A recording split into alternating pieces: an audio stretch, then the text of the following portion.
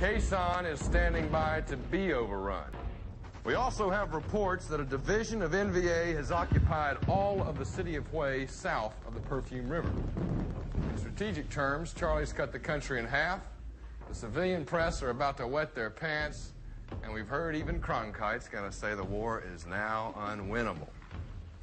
Sir, does this mean that Aunt Margaret's not coming?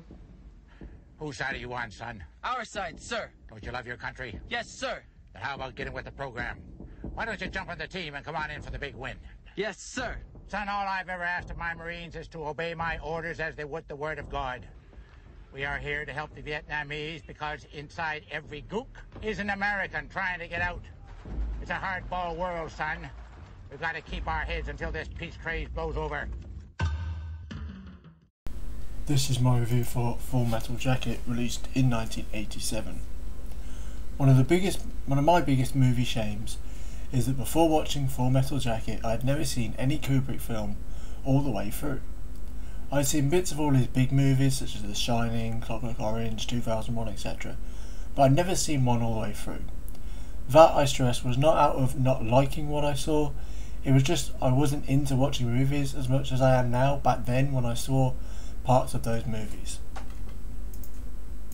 Anyway, so last night I sat down to watch my first full Stanley Kubrick movie, and it was the war movie Full Metal Jacket. I of course knew of the movie and the iconic training sequences. Again, like the other Kubrick films, I had seen bits of it before. So what did I think of Full Metal Jacket? I thought it was brilliant. It's shot beautifully and really is something to look at. I will say this though to start, and be aware I will be revealing plot points, so there will be spoilers. The first half focuses on the training. It shows a character named Private Pyle finding the training tough and struggling with it. It shows him becoming a problem for the other recruits, which leads to a very well shot scene where the rest of the troops beat Pyle up with bars of soap wrapped in socks. This and other events lead to Pyle killing his drill sergeant and then himself, in a very tense and well shot sequence. However, though I love that half of that film, then it suddenly turns into a very different movie. It's almost as if that could have been a movie within itself, and the end of the first half felt worthy of an end to an entire movie.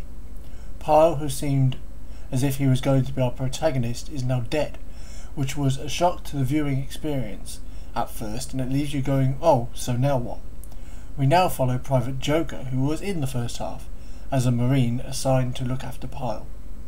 Also, as the narrative changes, we get the introduction of voiceover, which further separates the first half and the second half, and I'm not sure that's altogether a good thing. There is also never any indication that the death of Pyle had any effect on Joker, and Pyle is never mentioned again, and nor is the situation ever referenced, which I feel is a tad odd. Now it may seem that I'm just laying into the film, which is not the case because I very, very much enjoyed it. Though I do feel some moments where the second half is lacking, there are moments where it is breathtakingly good. I like the character of Joker and found him a suitable replacement for the role of our protagonist. The camera work during the battle scenes is amazing, flowing through the action seamlessly. The sequence with the sniper is one of the greatest movie sequences I can remember. So tense, I was really into that scene and even piping up at times going, no, don't help him, don't go in there. The payoff to that showdown with the sniper is also very clever and allows for more tension. All in all, I do feel it's a little uneven due to the vastly different first and second half, but it's still a brilliant movie that held my attention.